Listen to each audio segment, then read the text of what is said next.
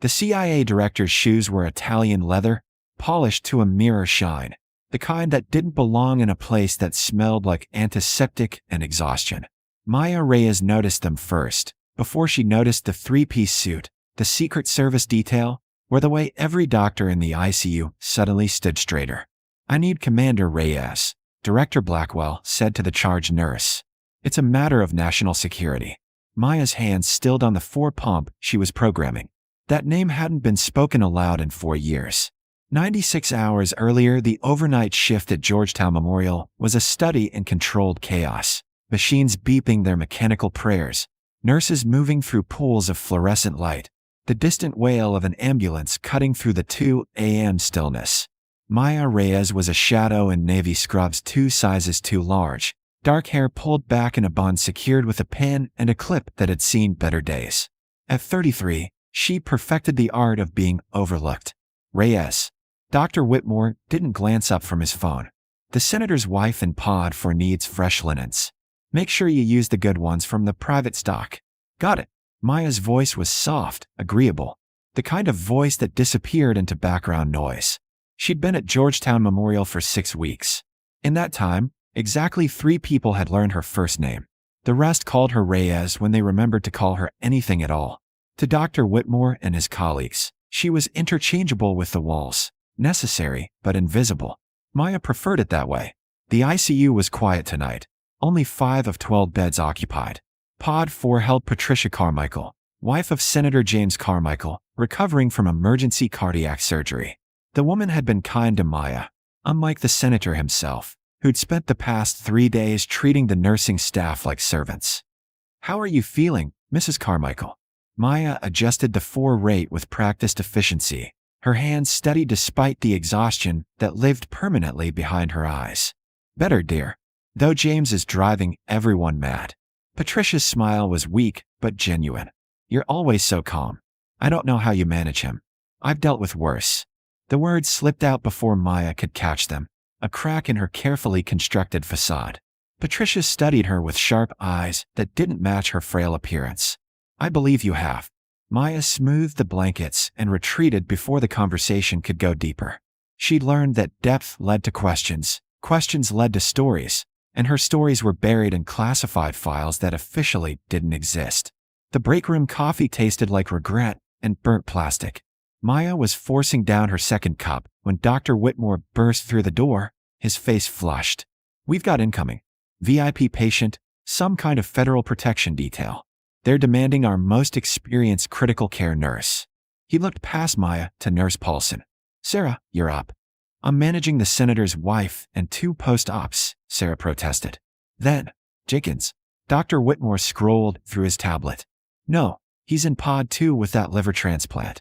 His eyes finally landed on Maya, dismissive. "Reyes, can you handle basic monitoring? Just vitals and documentation, nothing complex."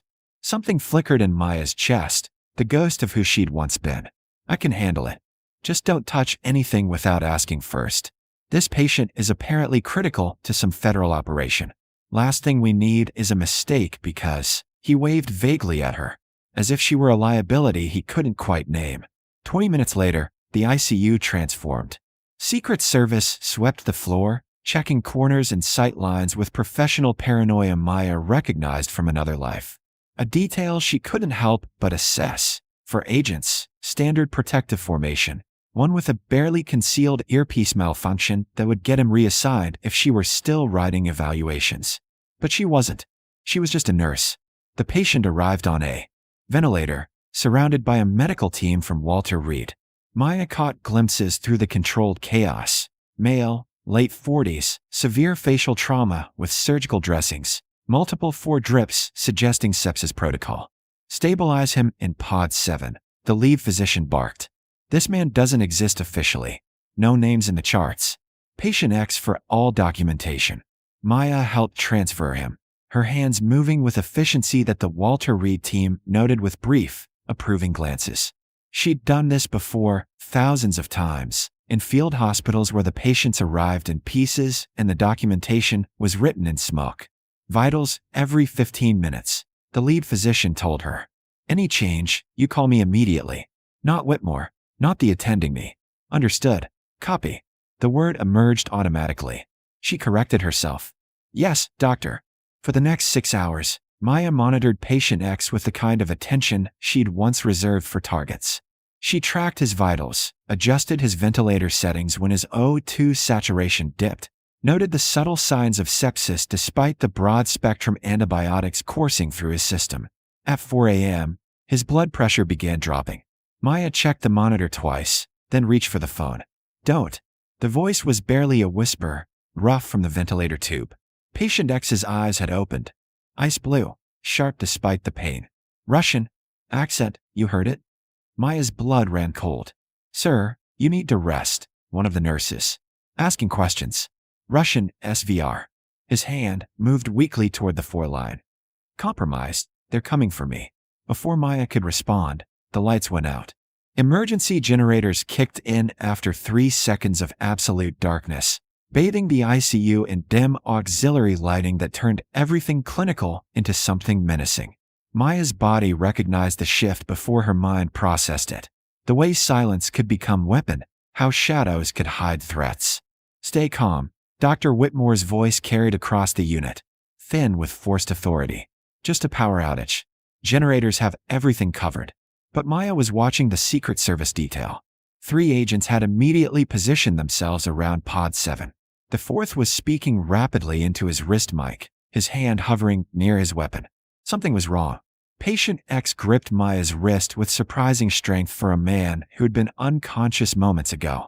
Listen, he rasped. Extraction codes, jacket pocket. If I don't make it, you're going to make it. Maya checked his vitals automatically. Blood pressure still dropping. I need to increase your pressors. No time. His eyes locked on hers with sudden intensity. You're military. I can tell.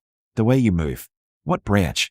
I'm a nurse, Maya said firmly, but her hands were already making adjustments to his medication drips with the kind of precision that spoke to training beyond civilian nursing school.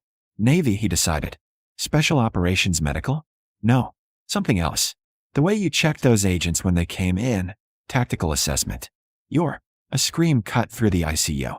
Maya moved before thinking, instinct overriding 4 years of carefully constructed normalcy.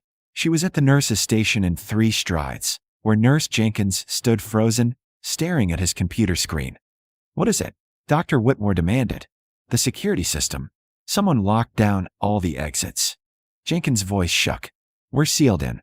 The Secret Service agents had their weapons drawn now, forming a protective circle around Pod 7. The lead agent, Reyes, according to his badge, barked orders into his radio. Command, we have a situation. Building lockdown, unknown hostiles. Request immediate backup. Static answered him. Comms are jammed, Reyes said flatly. He looked at Dr. Whitmore.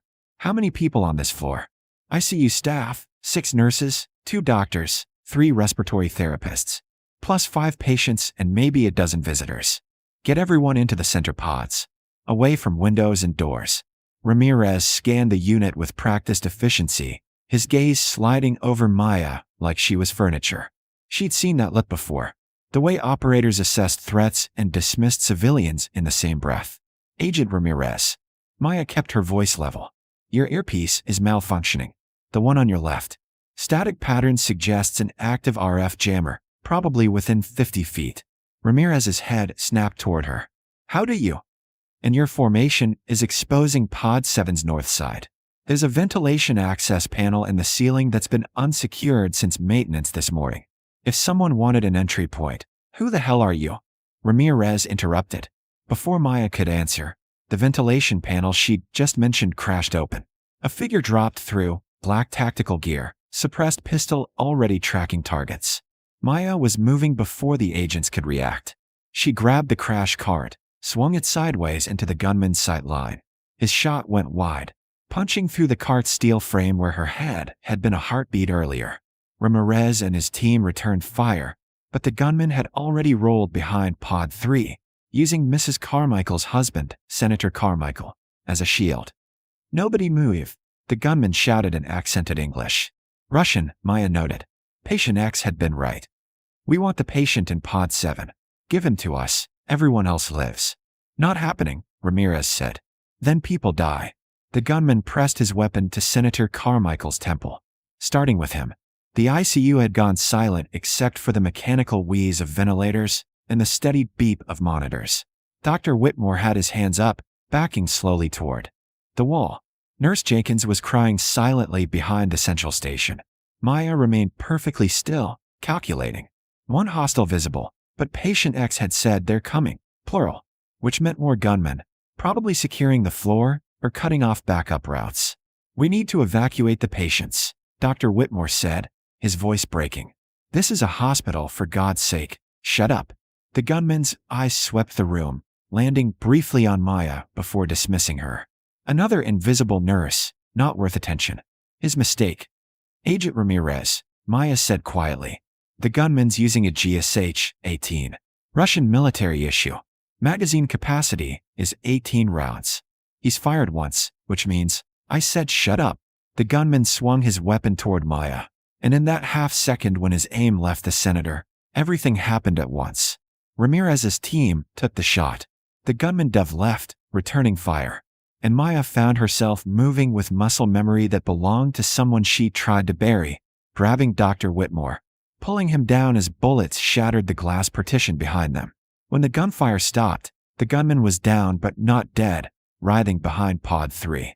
Ramirez moved to secure him, but Maya saw it first, the dead man's switch in the gunman's left hand, thumb pressed down on a trigger. Stop! Maya's voice cut through the chaos with authority that made everyone freeze. He's wired. You shoot him, he releases that switch, and something very bad happens. Ramirez stared at her. How do you know? Because that's a Soviet-era deadman switch, probably connected to charges they've placed around the floor. Maya stood slowly, her eyes never leaving the wounded gunman. You can see the pressure sensor. The moment he releases it, we all go boom. The gunman finished, his English suddenly better. He smiled through bloody teeth. Smart nurse. Too smart. So we have a negotiation, Maya said calmly, though her heart was hammering. You want patient X. We want to not explode. Let's talk terms. No terms. The gunman's smile widened. My partner has already taken him. I'm just the distraction. Maya's blood went cold. She looked toward Pod 7. Empty. Patient X was gone, removed during the firefight by a second hostile no one had seen. Backup will be here in minutes, Ramirez said. You'll never get out of this building. We don't need minutes. We need 30 seconds. The gunman's thumb twitched on the switch. And you need to decide who you really are, nurse. Because you move like a soldier, think like an operator, and I'm starting to wonder. The door to the stairwell crashed open. Not backup. More hostiles, 3 of them, moving with professional precision, weapons up. And between them, they dragged patient X on a transport stretcher, his ventilator disconnected, his lips already turning blue. He's coding, Maya said. Nobody seemed to hear her. He's coding right now. You have maybe 2 minutes before he's dead. One of the newcomers, a woman with cold eyes, looked at Maya. Then you'll save him. You're coming with us. Like hell, Ramirez started, but the woman shot him in the leg before he could finish the sentence. The nurse comes, or we kill everyone starting with the senator's wife. Choose. Maya met Dr. Whitmore's terrified eyes. Saw Nurse Jenkins shaking behind the desk. Saw Patricia Carmichael, unconscious and vulnerable in her bed. I'll go, Maya said quietly. But I need equipment to keep him alive. The woman studied Maya for 3 long seconds. You have 1 minute. Try anything, everyone dies. Maya grabbed the emergency medical bag with steady hands, her mind cataloging while her body moved on autopilot. Airway kit, pressure medications, portable monitor. She'd done this in Helmand province, in Syria, in places that didn't have names on maps. The equipment was different, but the mission was the same. Keep the patient alive. Let's move, the woman ordered. 2 gunmen flanked Maya as they headed toward the stairwell. Behind them, the injured gunman still held his dead man's switch, keeping the Secret Service pinned. Patient X was deteriorating fast. Maya reconnected his ambu bag, squeezing oxygen into his lungs manually as they descended the stairs. He needs intubation and pressors. Whatever you're planning, he won't survive transport. Then work faster, the woman said. They reached the ground floor. Maya expected chaos, police, FBI, someone responding to the attack. Instead, the corridor was empty, emergency lights casting everything in red. These operators had planned their extraction perfectly. Service in trance, the woman directed, and they moved through the hospital's maintenance corridors. Maya kept bagging patient X, counting compressions, watching his oxygen saturation drop on the portable monitor. "He's not going to make it," she said flatly. "His blood pressure is crashing. I need to. Do whatever you need. Just keep him breathing until we reach the vehicle." Maya's hands moved with practiced efficiency, starting a new 4-line, pushing medications she'd grabbed from the crash cart. Her mind was elsewhere, counting steps, mapping exits, noting that the female operator kept her finger outside the trigger guard. Professional discipline, but also a tell. These weren't terrorists. They were intelligence operatives. "Your SVR," Maya said quietly, not looking up from her patient. "Russian foreign intelligence. Which means he's one of yours, a defector or a double agent who got burned." The woman's expression didn't change. "Smart nurse. So this whole thing, the attack, the chaos, it's an extraction. You're bringing him home. We're preventing the Americans from interrogating him.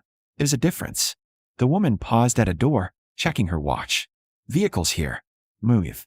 The service entrance opened onto a loading dock where a black SUV waited, engine running. Maya helped load patient X into the back, never stopping the manual ventilation.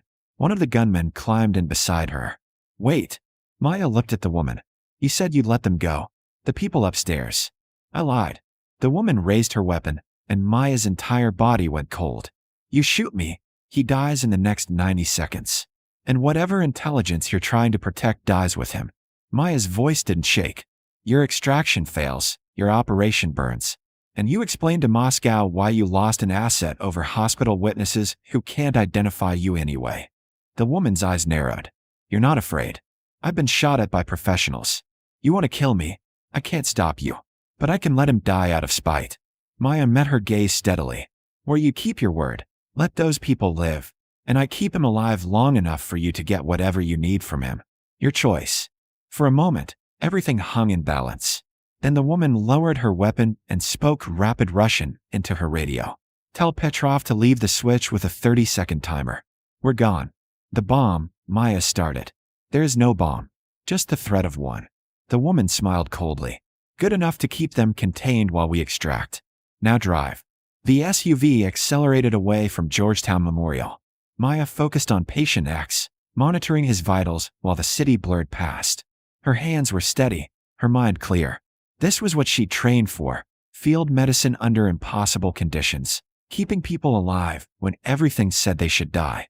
"You're wasted as a hospital nurse," the woman observed, watching Maya work.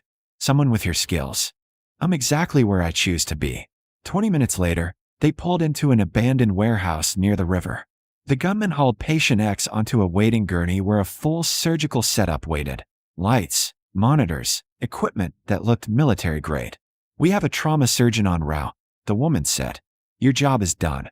Maya stepped back, her scrubs spotted with blood, her hands finally starting to shake now that the adrenaline was fading. "He'll need close monitoring for the next 48 hours. Sepsis, we know." The woman gestured to the door. "You can go." Just like that. "You kept him alive. We keep our promises, unlike some." The woman paused. "Though I'm curious, a nurse with tactical awareness, combat medical training, and the nerves to negotiate with armed operatives. Who are you really?" Maya Reyes smiled tiredly. "Just a nurse who's had a very long night." The walk back to Georgetown Memorial took 40 minutes. Dawn was breaking over D.C., painting the sky in shades of amber and rose. Police vehicles still surrounded the hospital, but the immediate crisis had ended. Maya showed her hospital ID to the perimeter guards and slipped back inside, becoming invisible again among the chaos. Dr. Whitmore found her in the break room, a blanket around his shoulders and his hands still shaking. "Reyes. Jesus Christ. They said you were taken." "I'm fine." "Patient. Gone. The Russians took him." He stared at her with new eyes. "You saved my life. When the shooting started, you knew exactly what to do." He paused. "Who are you?" Before Maya could answer, the break room door opened.